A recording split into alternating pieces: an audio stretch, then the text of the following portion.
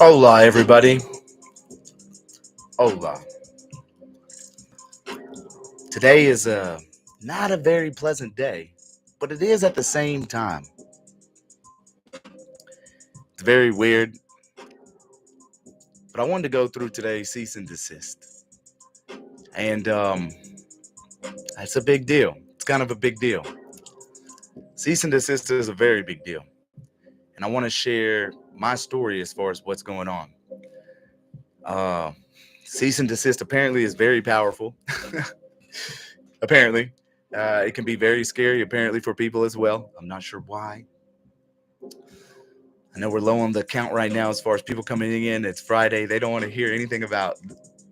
They're busy. They're out trying to do their thing. I get it. But as more people come in and start seeing the chat move a little bit, then I'll kind of tap in and do a little bit more as far as explaining what's going on.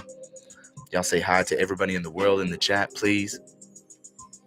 And as much as I want to be down and out, I can't do anything but smile. I can't do anything but actually be joyful. I can't do anything else but be proud of who I am. I can't do anything else. And I know you're like, Cameron, you're just speaking. Nobody wants to hear this shit. What's up, Wickle? What's up, Troy? What's up, Awake Now? First day of first day of the rest of my life. You're right. He's right. He said it perfect. Um, so we're gonna do this in the most polite way possible. I don't want to disrespect or hurt anybody or harm anybody in relation to the truth, but we can always speak truth with no worries. Thanks, Awake. I appreciate it. Um, so something drastic has happened. It's pretty drastic. I'm not gonna lie. I'm not gonna try and sugarcoat it. Um, but let's give some backdrop. Let's give a little story about what's been going on. So I've been in. I'm from Texas, born in California. In 2016, I moved to Oregon to start my own business. It was a cannabis business. We did good, and there was a big influx of capital, then a big downturn. Cool. I got into a new industry. I started doing sales. Always been a salesman, pretty good. And hold on, I need to mute my notifications so we don't get too many interruptions. Sorry, y'all. And switched over to a new industry. This is all about concrete coatings. And never been in this industry, but I thought it was great. It worked great. I, have 2, 3 appointments a day. That's 2 or 3 hours, and I'm back doing what I need to do as far as work is concerned at home. And for the first 2 years, I actually did very well. I had become one of the top consultants in Oregon and Washington. It's pretty phenomenal. Now, knowing that I was in the position of being the top or one of the tops, there was a new company that used the same manufacturer and same product that I was currently using with this one, which I know is the best. I'll never give anybody something that is not the best. So it's like I could stay in this industry and go into epoxy, but I morally can't give epoxy because it's not the best, and I only give the best. So,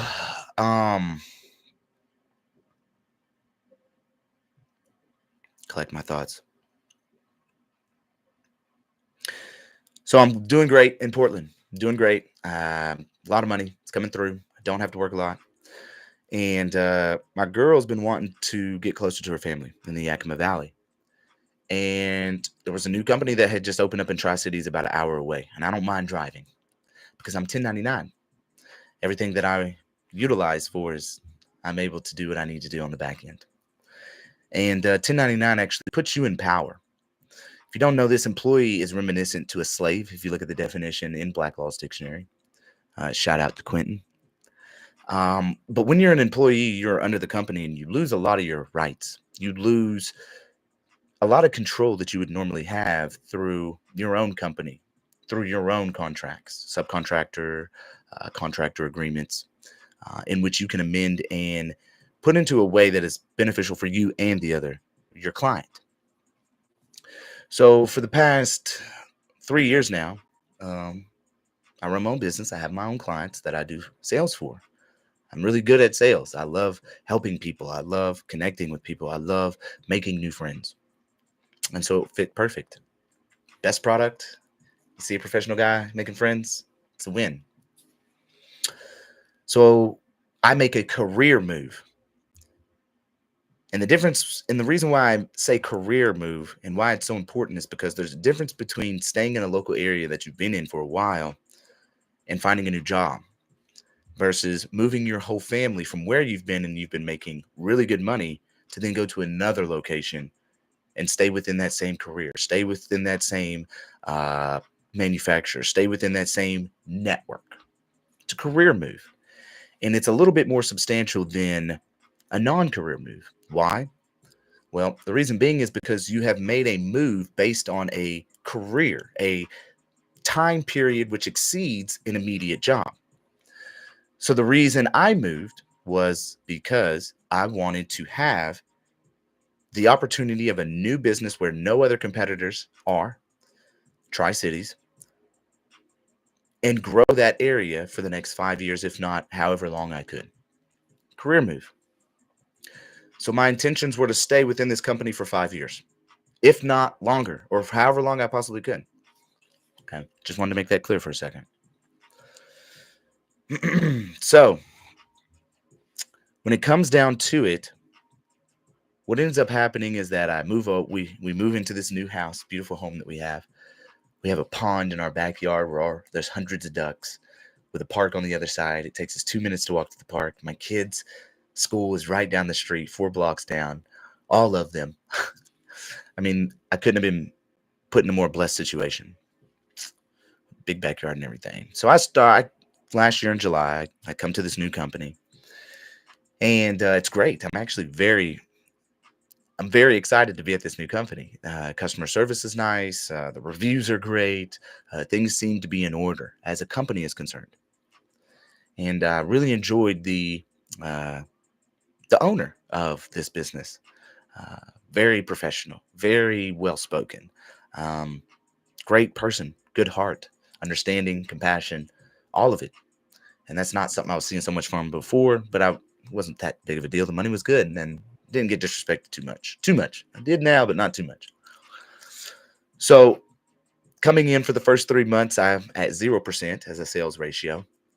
And I moved myself up within 3 months to be the top guy in the company. Now, of course, there's one person that's been there for quite a long time. It's a female. And there's one other sales consultant as well. We have 3 locations. One would be in Coeur d'Alene, the company that is my client has 3 locations, one being in Coeur d'Alene, Idaho, one in Spokane, and then one in Tri-Cities. Each consultant has their own area. All of the other consultants are employees, okay? I'm not an employee. So within the first 3 months, I become top person, even though there's been people there longer for a year. 40% close ratio, I'm beating everybody out. We get invited out to a baseball game. We go out to the baseball game, me and my girl. It's far from our home. It's like a 3-hour drive. But we wanted to meet everybody that's in the company and get to know them a little bit. Who am I talking to on the phone over the internet? We go out. I show up. I introduce myself to everybody. There's one person that doesn't seem to really connect with me. Other people notice that, and they talk to me about it, and they're like, what's wrong with you and this woman? What's going on? I don't know, bro. Looking at it now, I kind of realized that we kind of have the personalities that are somewhat similar in alignment. I don't want to say I'm the center of attention, but I love to laugh and engage with people. And she probably does too, I could tell. So it clashed. And maybe there was already something there, seeing that I had risen to the top as far as a consultant from the very beginning. Don't know.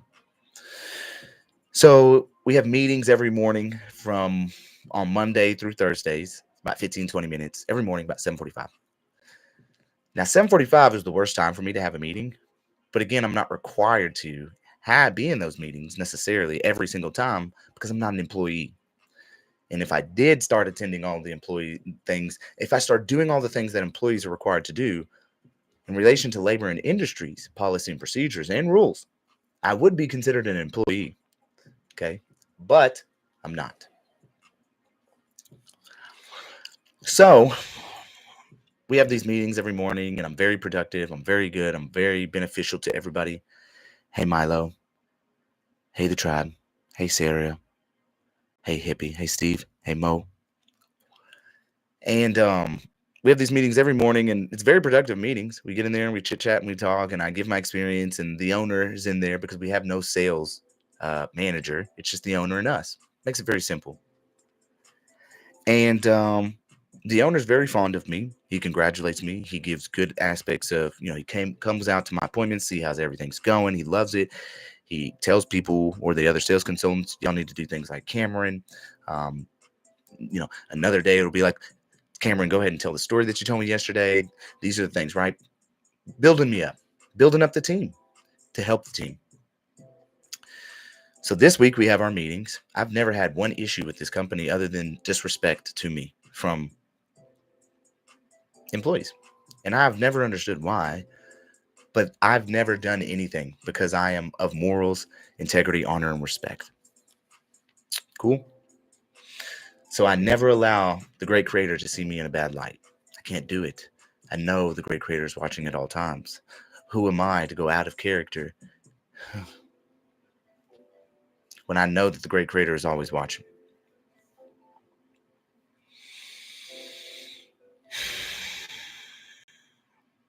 So this week we were having meetings, normal as always. Monday, what ends up happening is I'm in a meeting in this basement, in this closet, basement, broom closet, as some haters like to say, but my office. And I love this office.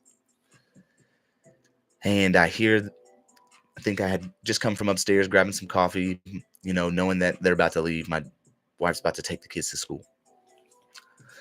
Or at least my daughter. She had already taken the other kids and she's about to take my daughter to school. The school's 5 blocks away down the street.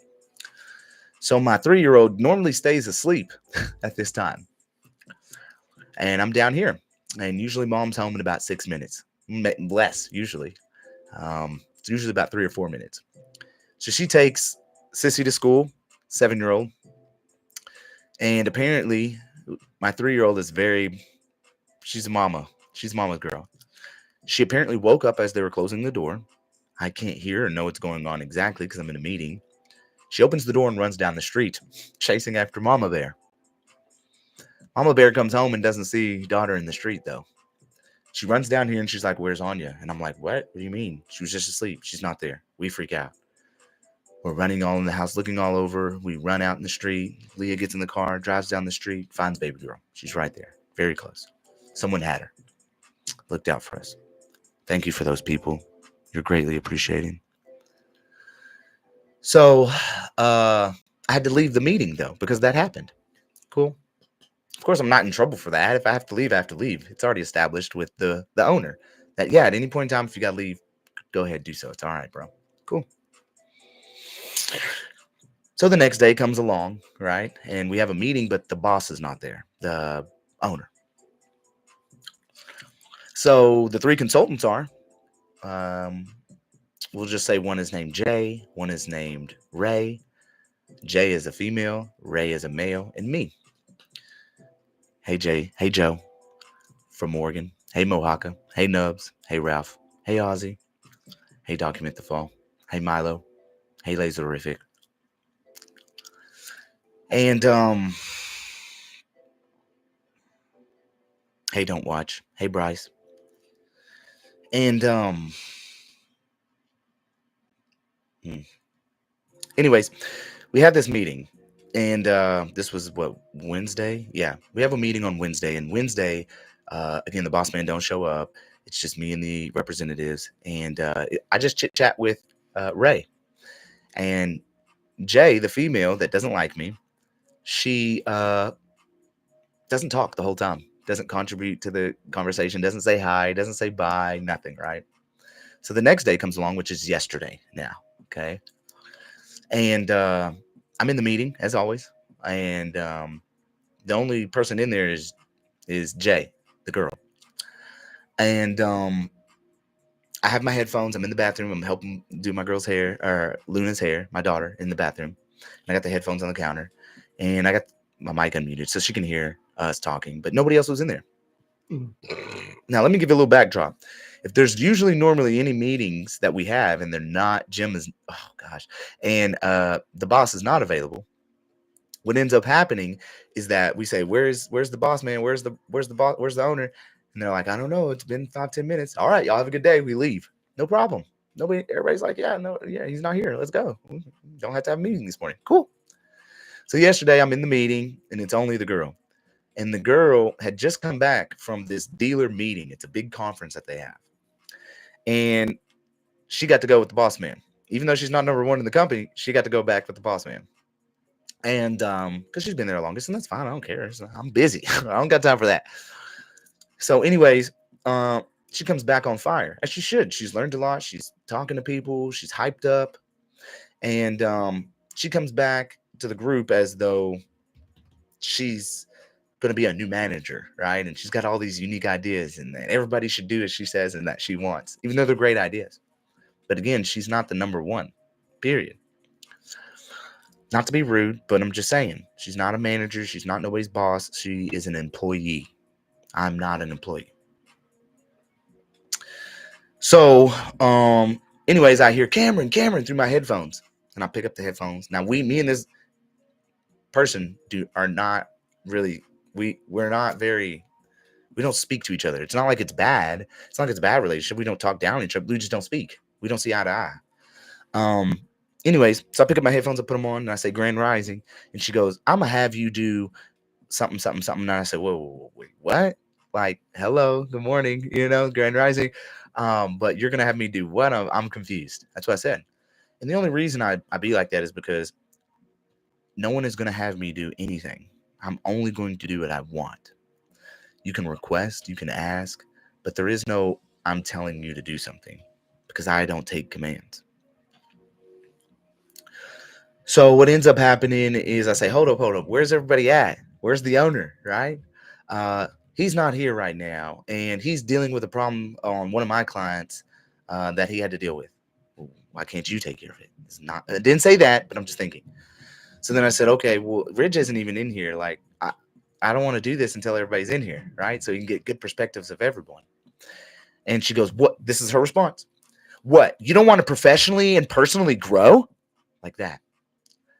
And in my mind, immediately I said, oh, this person's being very combative. And I don't want to wake up and hear someone telling me what I need to do. Nor do I want to wake up and have this energy when I'm trying to send my daughters off with the best energy of the day. I'm big on that. I watch the energy that's translated and pushed to me. And I won't allow it, especially negative energy. I've watched how negative energy can bring people down and stop them from, within myself, rising. So once she said that, I said, listen, I don't want to do this. I got to go. And I hung up.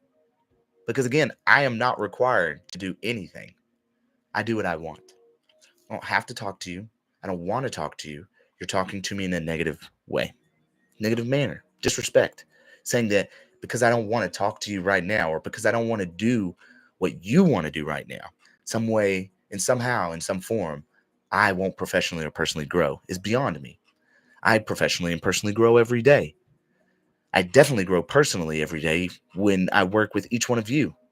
I professionally grow with each aspect that comes into Operation Wisdom and power inherent in the people to help figure out what your issues are so I can become part of you to get us out of these travesties that are coming across our nation due to ignorance. It's my passion. It's a mission that God has given me. I'm selfless because I've watched what's happened to me and I cannot see it happen to another now that I have the knowledge. So I hang up. Kids go to school. Finally, I get to take the kids to school one time. It's really cool. And I messaged her because I didn't want to seem too rude. And I was professional as possible. And I said, hey, I just wanted to let you know that I'm not an employee of Kroc. I'm actually CEO of my own business. And this company is actually my client. Okay. And she sent me back a nice little message. And that's where we're going to start off as far as visuals are concerned. Okay. As far as visuals. Okay.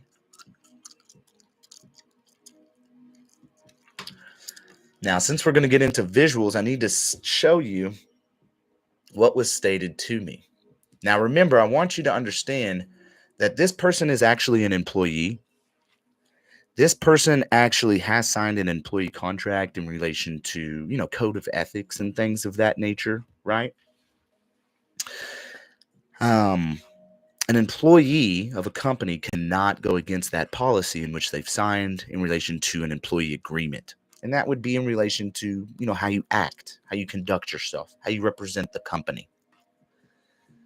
So after I said to her, I just wanted to clear up any confusion that there may be in relation to my professional status, she wrote me back this. That may be a thing, but regardless of who you work for, well, let's clear this up. I don't work for anybody but myself. Regardless of who you work for, it's not regardless. I work for myself. I can't imagine you don't want to grow professionally or personally. Again, in my mind, I am thinking, what makes you think that by talking to you, I will professionally and personally grow when not only have I exceeded everything that you have done thus far with our industry, but I've been the top consultant for the past 2 years. And we'll get into why this is important that I'm bringing this up in relation to her wanting to impose her comments on how I can professionally, personally, and grow. I feel the way you handled that was completely disrespectful. I'm sorry if you felt a certain way. I cannot help you with that. I said, I don't want to do this because her attitude was wrong and rude. I'm gonna have to go. Why? Because again, I need to take care of my kids. It's more important than arguing with you. I'm not gonna do that. And you are only clear about your refusal to grow when Jay isn't present. Now, you have yet to refuse to grow in front of the whole team. I don't know what that means because again, I can't grow. When you're at a certain level and you reach a certain level and people are like not to that level yet and they want to kind of ridicule you and talk down as though you're not at a certain level. I don't know. But when we had a conversation earlier, what happens is when we had a conversation earlier in the week on Monday, I had to leave because my daughter ran out. But it was a very good conversation because I got to, again, let people know that when you get into sales tactics, as far as, and I'll stop just for a second before continuing, get into the aspect of sales, sales can become very sleazy if you're that sleazy, greedy person. I'm not that person. And I'll just give quickly. When I first got into it, I was W-2, this industry. 3 months in, I said, nope, doing 1099 because I'm utilizing my own car and eating and everything out. So then I figured out another 2 months go by and I say, well, what I done figured out is I'm working for the client that I'm seeing as much as I'm working for the company that is wanting a job to do. Why? Because if they don't get the number or ticket or the quote as far as price is concerned that they want, then the company doesn't get a job to do and I don't get paid. So I've gone to all these owners and I say, hey, what's your bottom dollar? What's your bottom dollar for the indoor projects? What's your bottom dollar for the outdoor projects? And what's your bottom dollar for specialty projects, commercial jobs? And I get the bottom dollar. I go to the bottom dollar every time. Why? Because I'd rather have more jobs. I don't want to have to sit here and hassle my customers and have this negotiation like I can't get it lower when I can. I just go down to bottom dollar and give my people the best service available. I'm not going to sit here at the end of the deal and say, well, if you do the deal with me today, I'll take off $500 because I've already marked it up an extra $500. You see what I'm saying? I don't play those games. I am honest. I stand in morals and integrity. I don't want to hurt or take advantage of anybody. Here's the price. This is the lowest. Let's make a deal. That's it. I can't do anything else. So I don't play those sleazy games like other people do. And I don't use psychology tactics to ask questions to make a person think this way. I don't do none of that. I go out, make a friend, give the information, and say, hey, can we earn your business? We're the best out here. You won't get anything better. But asking questions that are psychological to try and do all this extra stuff is sleazy to me. And I think it's dishonest. Now, what's up, a pig's daughter? What's up, Indigo? So what ends up happening is she says to me, not only did you refuse, but you, for the second time in a week, you have left the huddle. Now, The first time I left the huddle, y'all know, was in relation to my child running out of in the middle of the road, and I had to leave. It was an emergency. The second time I left is because you seem to think that you have more domination, control, and power over me when you don't. And I'm not going to deal with negative energy. I'm leaving that. Someone is getting hostile and rude, and then we're not seeing eye to eye. I walk away, bro. I'm not that person who's going to sit here and try and argue with you and try and fight you. I'm walking away because my time is more valuable. Can do way more productive things. Instead of arguing with her, I can, which I think I did. I ended up calling someone that same day to help them with their situation that they had going on. So yes, I did have something more important to do. Taking my children to school, then calling somebody. Then I got this message. You have left the huddle like a child throwing a temper tantrum. Wow. Wow. So now we're insulting. Okay. Then she says, because they don't want to listen or don't like what is being said. Who is they? So I took it upon myself to call the other representative, Ray, and I talked to him, and he said, bro, from the very moment that you came out to the baseball game, that girl ain't never liked you, and everybody's noticed it. I've noticed it how she talks to you in the meetings and responds back.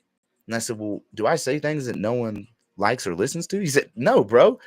Everything you say is gold. I've learned so much from you. Okay. And I know that to be truth because every meeting that we have, Jim is making suggestions on things that I do that the others should do because they don't meet the same numbers as me as far as sales is concerned. That part has nothing to do with your IRS status. Well, I don't know if you took my message to you that I am a CEO of my own boss as anything to do with the IRS, but it didn't. It had everything to do with you can't tell me what to do. Also, it is common across dealers in the U.S. to have 1099s, personnel, and those companies still have requirements that their 1099s are obligated to fulfill, including meetings, training, and professional growth. That's not true. That's actually false. And they can't do that. And the reason they can't do that, any of these companies, and she's just, again, rambling because she's been with the company maybe a year, but they can't be obligated to fulfill meetings, training, and professional growth in the aspect that she speaks of, because if they were, they would be deemed by the Labor and Industries Association as an employee because they're doing all the same things that an employee would do. That has been confirmed through the Labor and Industries in relation to a conversation that I had last night with my previous general manager in Portland. You being a 1099 does not allow you to hold yourself to a different standard than the rest of us when it is convenient. Yes, it does. That is the whole point of me working for myself. I cannot be told what to do. I can only be requested. That's how this works. I have not signed no employee contract. I have no employee policies and procedures to act like this or that. I am myself. I don't have to abide what you have to. I'm not an employee. She's mad. Also, if you want to make it clear that you are not employed, you may want to change your claim of being a self-proclaimed senior design consultant on your social media. So now she's stalking me because I've never added her. I would never want to add her. I see no benefit from her whatsoever. But she's stalking me. Everybody else is called a design consultant. And she's stalking me and telling me that I should not call myself a design consultant, senior design consultant. That is crazy. That is wild that you would tell me that I can't be what I am. I am the senior design consultant. I am the longest design consultant in this space of within your company. Like, what do you mean? I don't need to change anything. I can say what I want to say. So that's the first message. So then I sent her a voice message back very nicely. Okay, very nicely. I said, hey, I don't know what's going on. I don't know why you're talking to me like this or treating me like this. I've done nothing to you in regards to any of the way that you're treating me. Like, this is crazy. Like, I don't know what's going on, but if you can't say anything positive to me, leave me alone, please. Okay. I reach out to the owner. The owner doesn't answer. She apparently calls him and gets in touch with him before me. Of course, she's been there the longest and she's talks to him every day. She sees him every day. They're in the office over in Idaho. I don't see them every day. I don't have such a strong connection. It's okay. So I finally do get in touch with the owner, or he calls me back and we have a conversation. And because she has already explained her situation, he's taking her side. He knows her longer, right? Let me also let you know, I don't usually go about it like this, but there's no other people of my color or darker in the company at all. Just saying. And so when I am talking to him, he's listening, he listens to the whole situation, and then he's very understanding. He was, at least at this point. And he's saying, well, she said she felt disrespected in the meeting and blase blase. And I said, well, I don't know what to tell you. I need to take care of my kids. Nobody was in there. You wasn't in there. And he's like, well, I did ask her to run through everything. And I said, okay, well, I just asked that everybody be there so that it could be the most productive as possible. And I really was just busy. I had to take care of my kids, and you weren't in there, and neither was Rich. So I left. And I said, the main thing here is you're not looking at the big focus. I screenshotted what she sent you, what we just read, and sent it to him. You're not looking at the employee disrespect and clear violations of your employee policy. You're ignoring that. And then again, he went back to the meeting and talking about the meeting again, and ignored everything that was going on in relation to the actual violations of a contract that he has with his employees, to then go straight over to her, right? And he knows I'm right. We're talking back and forth, and he knows I'm right. But he's like, I have a client in front of me, man. I have to get off. Okay, the phone. It's like, all right, cool. We'll talk later. He's like, yeah, that's fine. So we're going to get into some more images. Y'all wait. I'm about to show y'all what's happening. So, then something intuition sits to me as I'm sitting here and working with other people. I'm actually was working yesterday on my amended complaint that I'm about to file next week for my Hood River complaint, my federal lawsuit. If you don't know, they did answer. We are filing an amended complaint now, and then we'll move forward. We have action. Anyways, something in my mind says, send her a cease and desist letter. Okay? It said, send her a cease and desist letter to stop, because she's already called him before me. She's already been talking bad about me. She's already put me in a bad light. This is my client. I'm not an employee.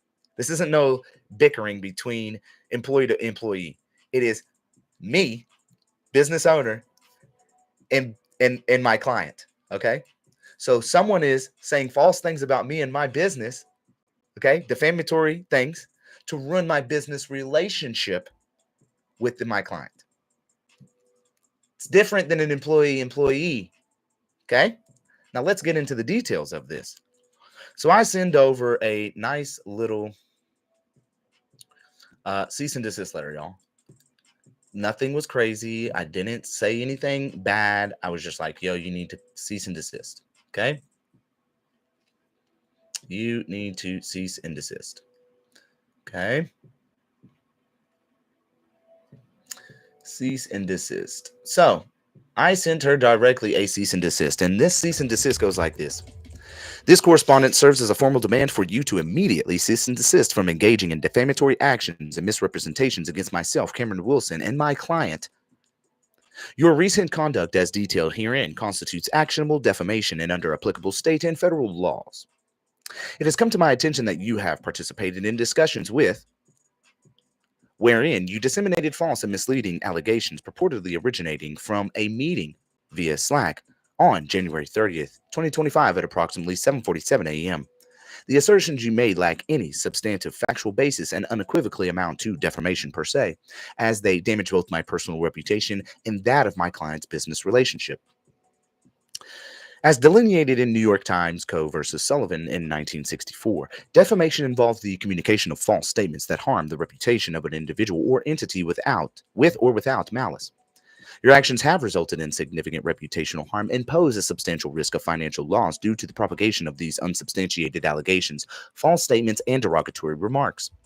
The dissemination of false information without corroborative evidence is not only unethical but also unlawful under defamation statutes.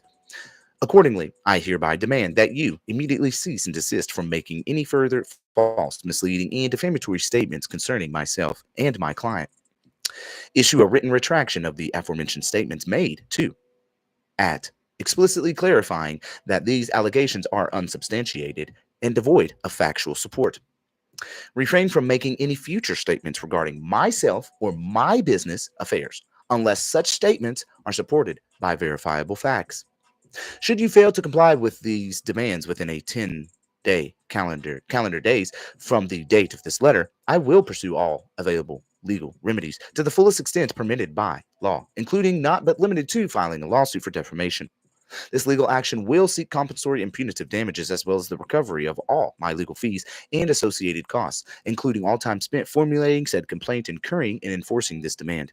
Please be advised that defamation carries severe legal consequences, and I am resolute in protecting my reputation, my business, Tony V Consulting, interests through appropriate legal channels if necessary. I strongly urge you to take this matter with the utmost seriousness and to act accordingly to mitigate any further harm. So, cease and desists are very powerful.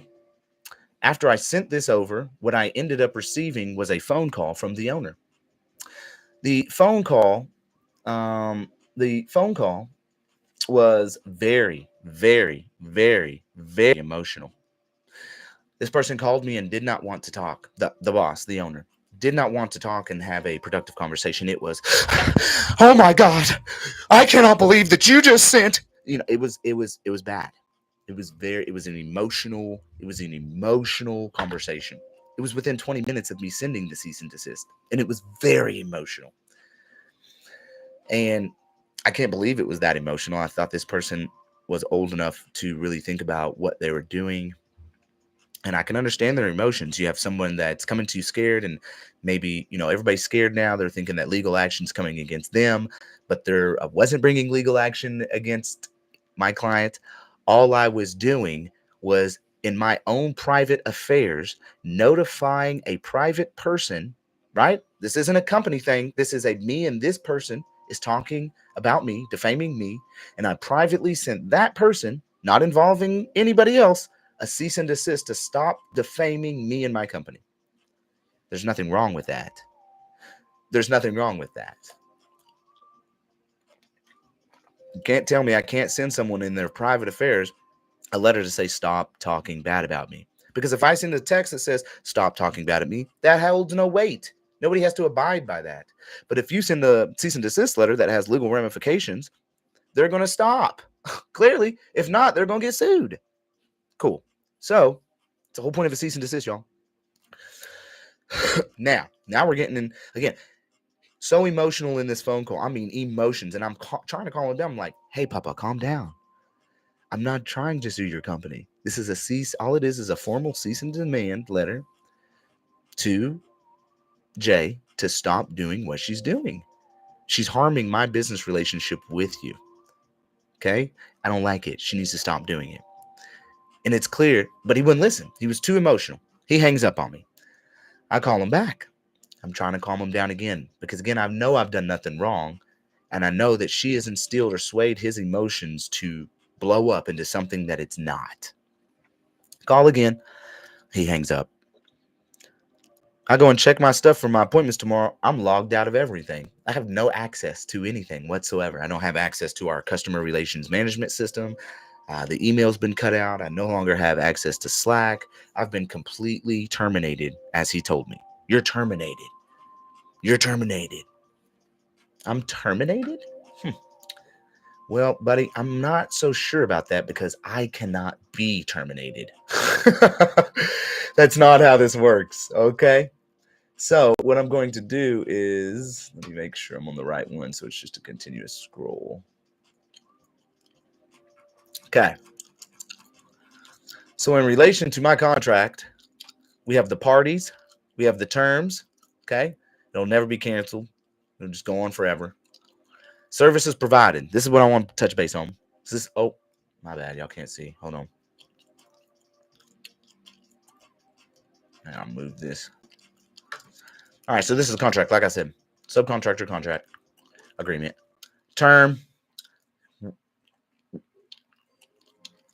The agreement shall be effective and will end on 1 year from initiation of agreement. If an end date is not provided, the agreement will remain open and will automatically be renewed for a new term. Kind of weird that it says it will end on 1 year from initiation, but then it also says if an end date is not provided, the agreement will remain open. Kind of conflicting there, but okay. Then these are the services I am to provide. I am to provide design consultant, which is sales.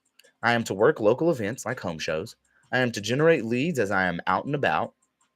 I am also to do sales reporting, and I am to provide sales coaching as needed to other Croc sales staff. Why? Because I am the best in their aspect. I am the senior design consultant. Not to brag, I'm just saying I have the highest numbers. I bring in the most money. I've been the top consultant in Oregon and Washington for the past 2 years. Okay. So then we have payment, when they pay, how they pay, how much I get as far as commission is concerned. Okay, that's all that one is there. Then we come into indemnity and insurance. Then we come into the relationship, and the relationship is very clear. Okay. Under no circumstances shall the independent contractor be considered an employee, representative, agent, or partner.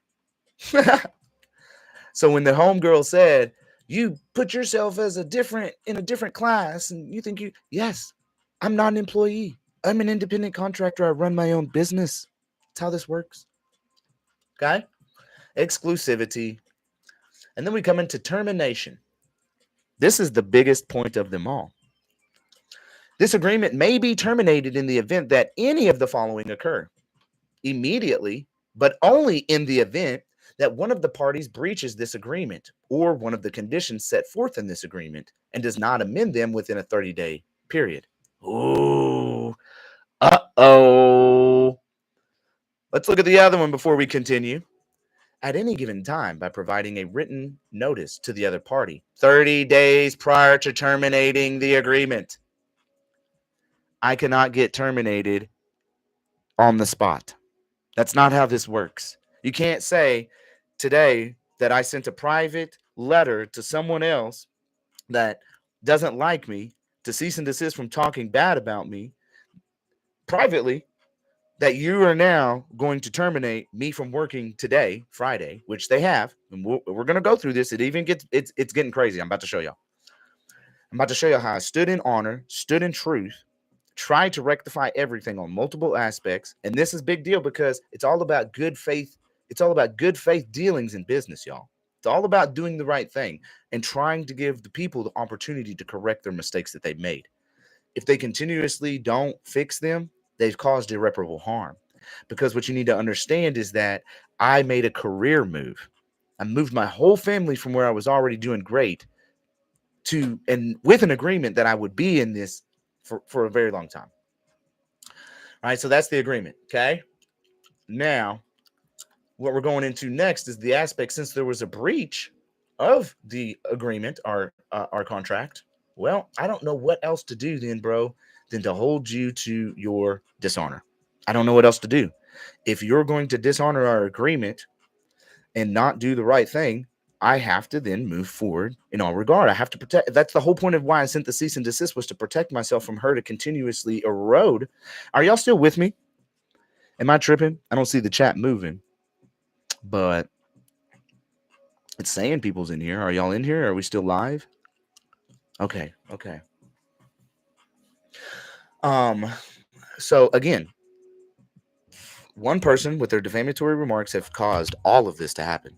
It's not me. I sent a cease and desist to protect myself. That's it. So we have to start up a notice and dispute and demand for arbitration.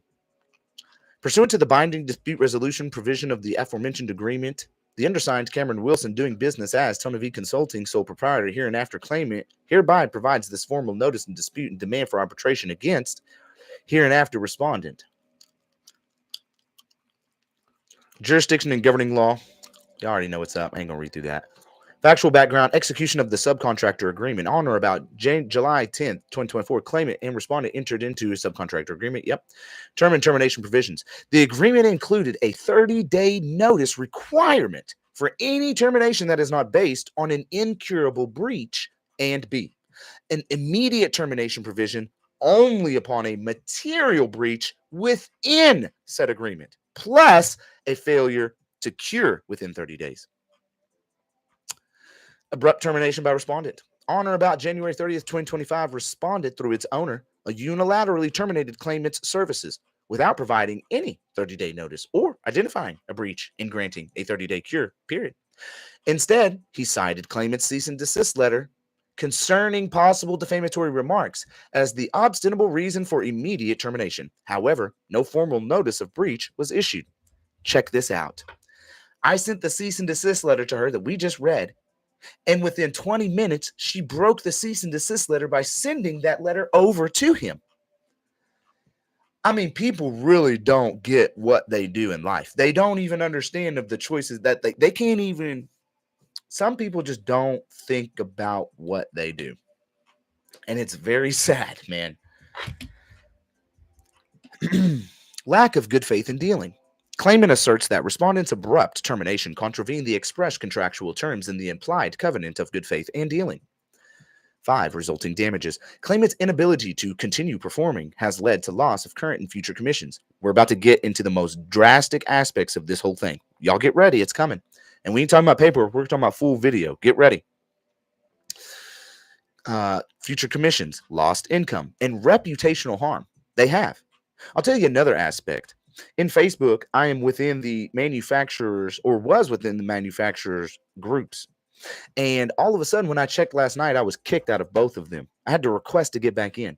Now, I don't know how that's possible that the manufacturer would kick me out of the group as well, because this guy is just his own business here in Idaho. So I don't understand how that's possible, but this whole thing could be a real massive attack. I feel like there's something more going on here, but I can't prove that. Nature of the dispute. The material dispute centers on whether respondent has breached the agreement by failing to adhere to its own termination procedures and thereby causing claimant substantial damages.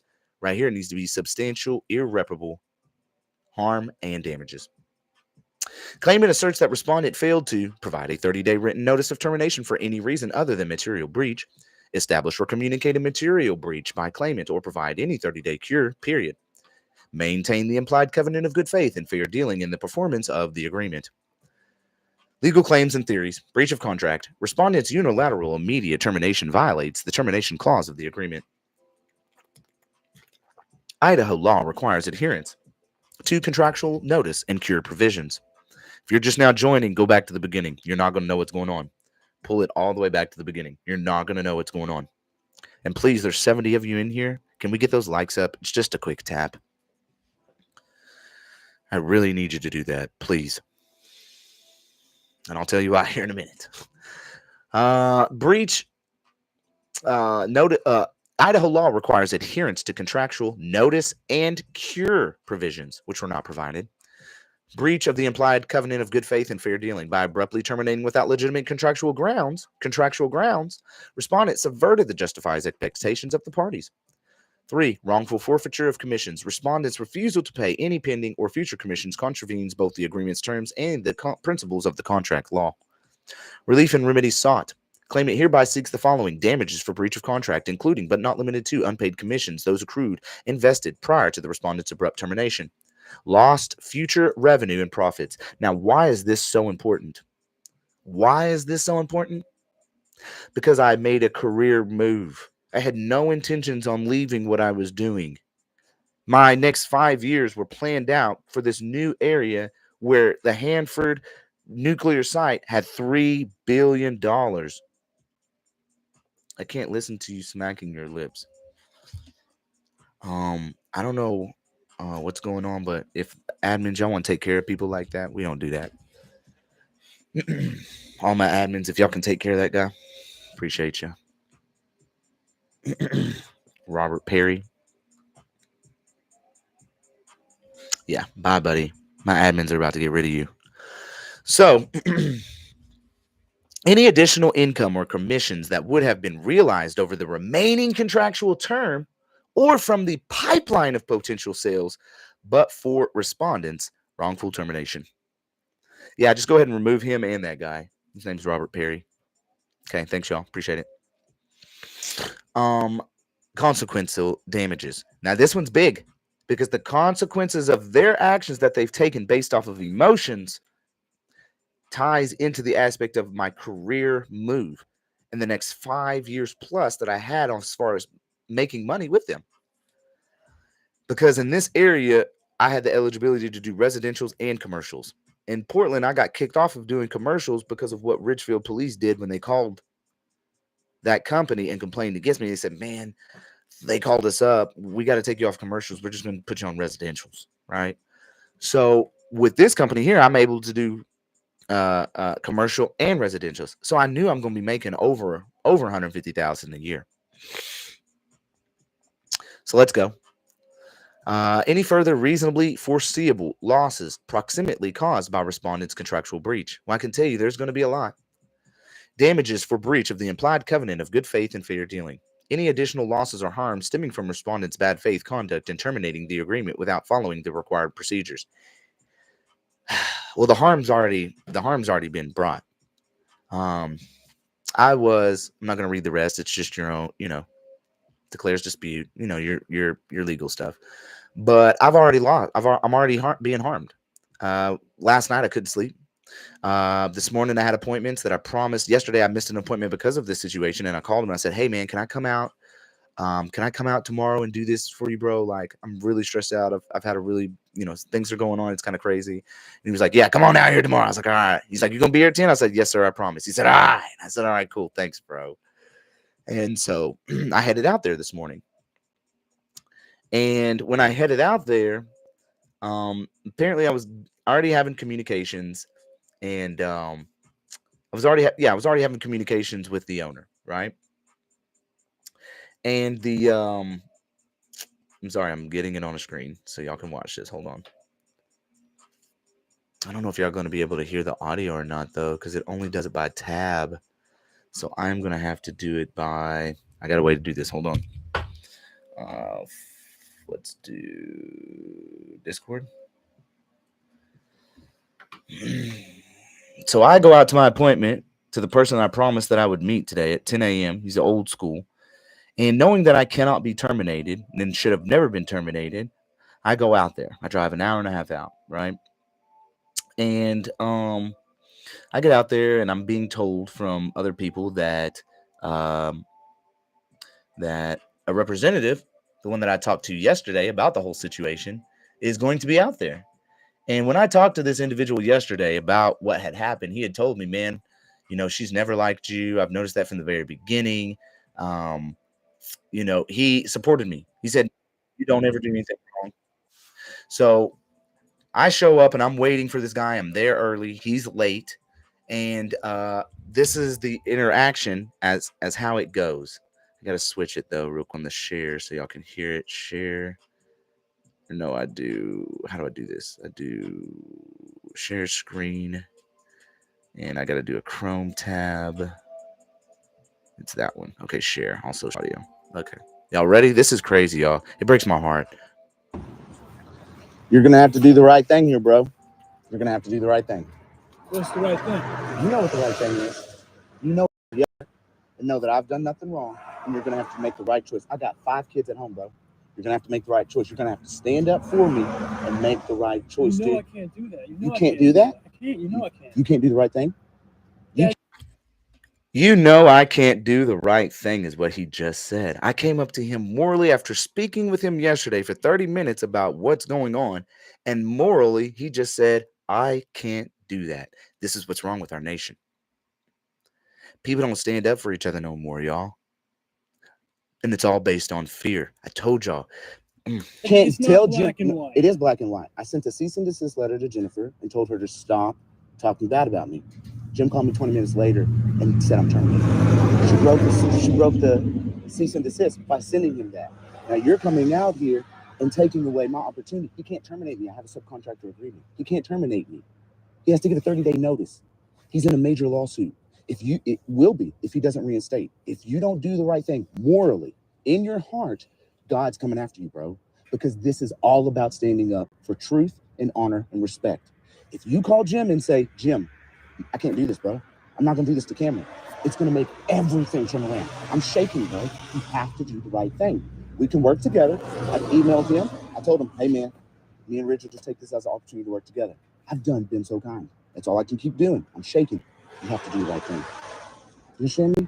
As a man, you have a choice to do the right thing. I know in your heart, I know who you are. We spoke yesterday. You have to do the right thing, dude.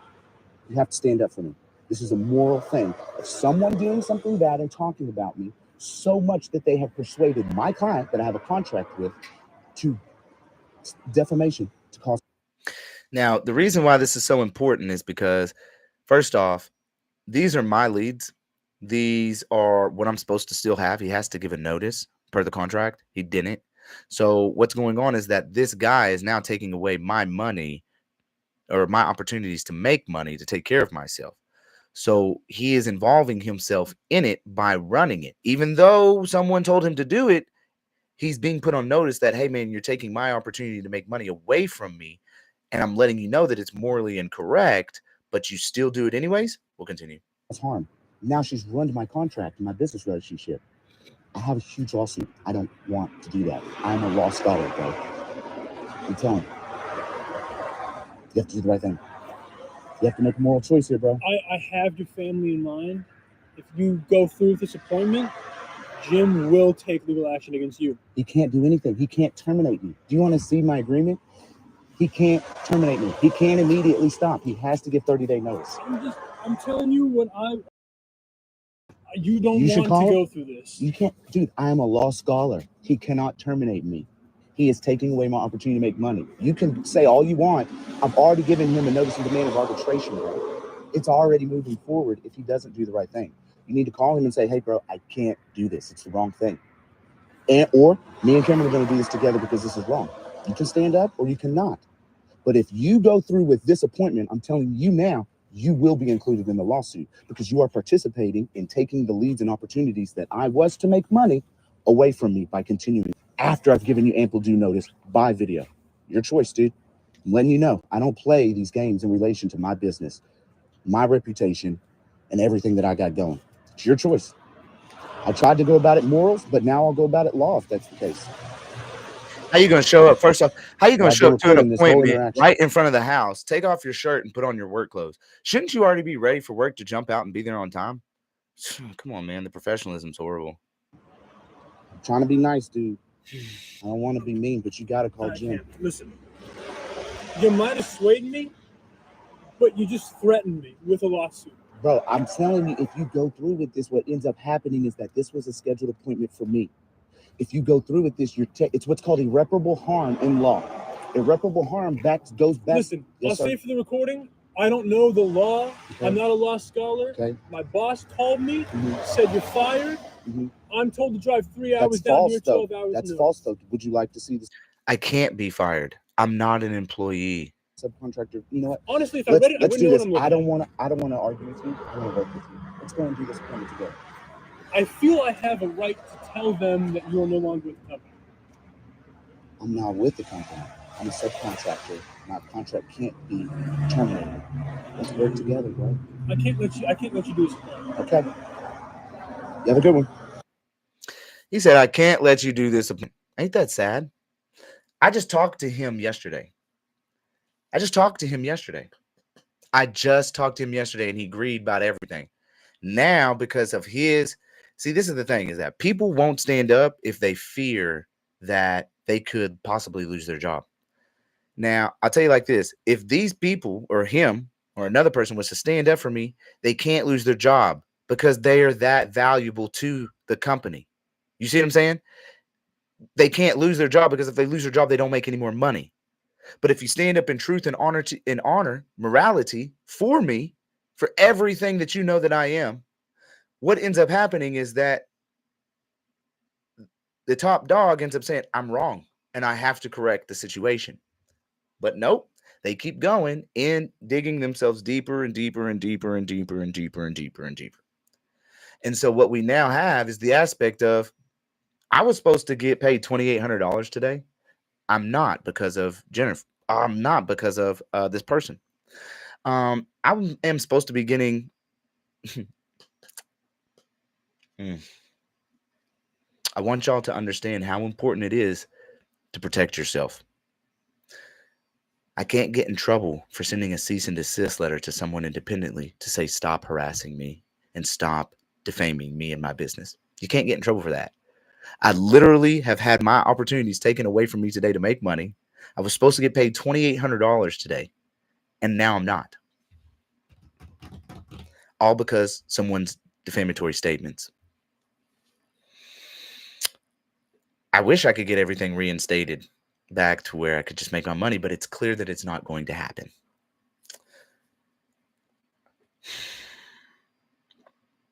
I'm in a real rough situation now. I'm not even gonna lie. We have to really bring this to the forefront so that I can do this and dedicate my full life, full time to helping everybody. I'm not gonna beg, but there's a certain amount that I need every month to take care of my family. And if I go and get a job, this stops. Everything that we're doing stops. Everything. I won't have time. That's how it works. I need to pull this over and just talk to y'all because this is it. This is the time. God makes things work for a reason. I didn't do anything wrong. I've shown I haven't done anything wrong. I never do anything wrong. I always stand in honor, morality, and integrity. If I say something wrong, I allow myself to be corrected because that's how I become better. That's why I love perspectives. That's why I tell y'all, tell me what's going on here, y'all. Share your story, how you feel. What am I saying? What I need, what we need is I'm going to have to start figuring out how to. Listen, I'm going to tell you like this. If I'm able to get 40 people to donate $50 a month, everything's taken care of and we can keep going. That's all I need is the home to be taken care of. If we can get 20 people to donate $100 a month, that takes care of everything. And I can continue on from sun up to sundown every single day, like I have been doing for the past 2 months. I also can fully dedicate my time to the injunction and putting everything in relation to the injunction process to the forefront. I have to. I can't wait now because I have to sell something. I have things that I've been talking to several members about in relation to the injunction process in my new book that is super deep. They've told me, man, I need to charge $360, $500 a piece for these injunction processes. Because of this situation, I'm going to turn it down to $100. I'm going to, because I know we have to move. We have to move. We have to move quickly. I have to get everything going. God's got a mission. God's got a plan. There is no way that this didn't happen all the way that it is happening. It just doesn't make sense. There's no way. There's no way that everything just happened as it happened and God doesn't have a plan. And I was talking to Luis today on my way back home after I went to this appointment to try and see if I could get this person to morally be correct and to say, yeah, I'm going to stand with you, Cam. I'm not going to let this guy do this to you. We're going to go in this appointment and show him how we do, man. I would have done that. I'd have been like, yeah, come on, man. Let's do this. Come on, man. I got you, bro. Like, what? I'm not going to get in trouble for being a good person, you know? And it's time. It's full-fledged time. We had 1,000 signatures this week come up in relation to traffic law reform. It's time. It's okay. It's okay, ripple effect. You're helping, bro. That's the help. But I'm going to tell you like this. Don't send anything on YouTube. They take a whole bunch. If you have it in your heart to help out any way, just to donate if you want to donate. But I'm also, like I said, y'all, I'm gonna have to release the injunction process earlier than I thought. And when I'm talking to all the members in the Operation Wise Dome, they're telling me, they're like, bro, this is $500 worth, this is $1,000 worth. And I'm just like, bro, but like people can't afford that and need to get out of the situation. Right. So I got to make it affordable because we have to start. I have to start making money from it. I don't know what else to do. I can go and get a job and stop everything that we're doing because I have to dedicate 8 hours to that job.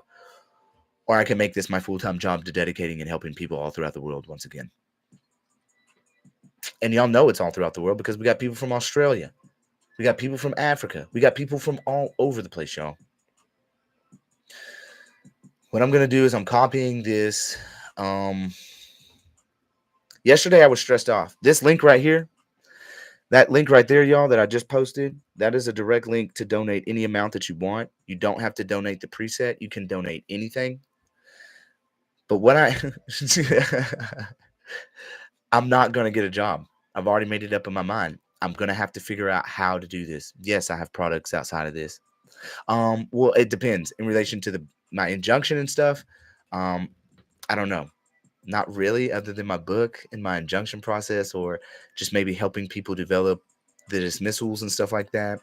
What I want to try and do is I want to try and move it into, if I'm going to be dedicating full on fledged help, like I've done a lot of people for free, but I know people are willing to donate for all the time that I put forth into helping them. And I'm not going to be like initially requiring my members or anybody that's already helped. I'm not going to do that to y'all. You know that. But I'm telling y'all right now, live frequency waves. I already knew you were from Australia. I knew you were in here. I always see you. You be saying what's up from Aussie though, but you did it this time. Okay.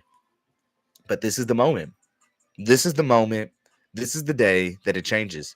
From here on out, I'm not going to worry about anything else on any other job than freeing my people, educating them, and doing all that we possibly can moving forward. I'm not going to stop, y'all.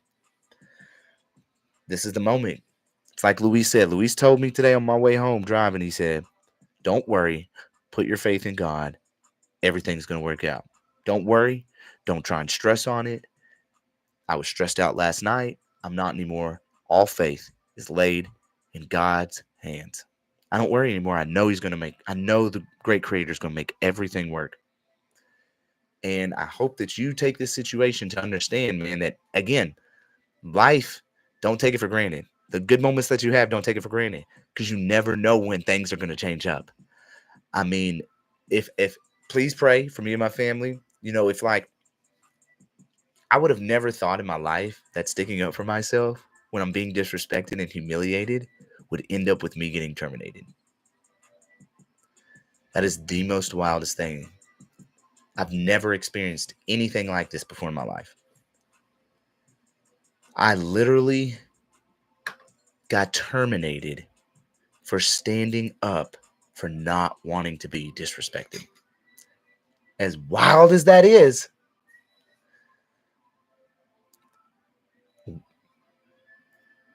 God is amazing. I thank the great creator for everything that I have. I thank the great creator for my daughters. I thank the great creator for all my friends. Thank the great creator for everything that we've created. I thank the great creator that we are going to continue to flourish together. I thank the great creator that nothing is going to come against us. Nothing shall prosper. I thank the great creator that morality and integrity and honor stand in full, and that everything that they have brought against me at this point in time is nothing in comparison to what we have unfolding before us now and forever. And I just wanted to say thank you for everything and everyone that y'all been for me, yo. It's a little bit emotional for me, but I swear I hate it.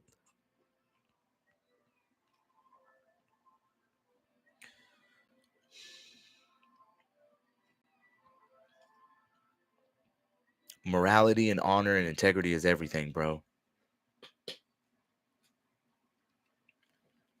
Always be good. Always be true. Always stand strong in faith, honor, integrity, and you will never lose because you never lost within.